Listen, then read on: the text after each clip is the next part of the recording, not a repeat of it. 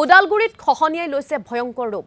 কুলচি নৈৰ খহনীয়াই বুকৰাঝাৰ অঞ্চলৰ বিভিন্ন ব্যৱসায়িক প্ৰতিষ্ঠান, ধৰ্মীয় অনুষ্ঠানৰ লগতে গৰু বান্ধা গুমঠা পথলৈ কঢ়িয়াইছে ভাবুকি। খহনীয়াৰ পৰা পৰিত্ৰাণ পাবলৈ স্থায়ী সমাধানৰ বাবে আবেদন কৰিও সুফল নোপোৱাত বিপাঙত পৰিছে গাঁওবাসী। বিভাগীয় কৰ্তৃপক্ষ তথা জনপ্ৰতিনিধিয়ে কোনো গুৰুত্ব প্ৰদান নকৰাত ভয় শংকাৰ মাজেৰে দিন অতিবাহিত কৰিছে অঞ্চলবাসীয়ে। দুবাৰ তিনিবাৰমান চাই গৈছে, ফটো চিকাদাৰ আছে, ইঞ্জিনিয়াৰ আছে, এই চাইবিলাক সুবিধা কৈ যায় কিন্তু আমি কোনোদিন মানে হেৰি কৰি পোৱা নাই। গতিকে এইবাৰতো বেছি হৈছে। গতিকে ৰাস্তা পালাহি, ৰাস্তা পাই তাৰ প্ৰায় গাছ দুডাল কাটিলোঁ আমি পৰা হেৰিতে ভয়তে মানে ঘৰৰ দোকানৰ হেৰিত মানে লাগু অৱস্থা হৈ আছে।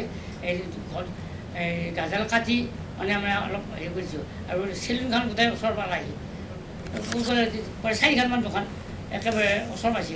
দুৰ্গাদাস বড়ো ডাঙৰীয়া তেওঁ ইফালেদি অহা যোৱা কৰে, আনকি আমাৰ দিলীপ শইকীয়া ডাঙৰীয়াও ইফালেদি অহা যোৱা কৰে। তেওঁ দেখিছে, আমি দিগন্ত বৰুৱাৰ জৰিয়তে দিলীপ শইকীয়াই জানে এই ঘটনাটো, আমাৰ বুকৰাঝাৰৰ কাহিনীবিলাক জানে, আমাৰ সমস্যাবিলাক জানে।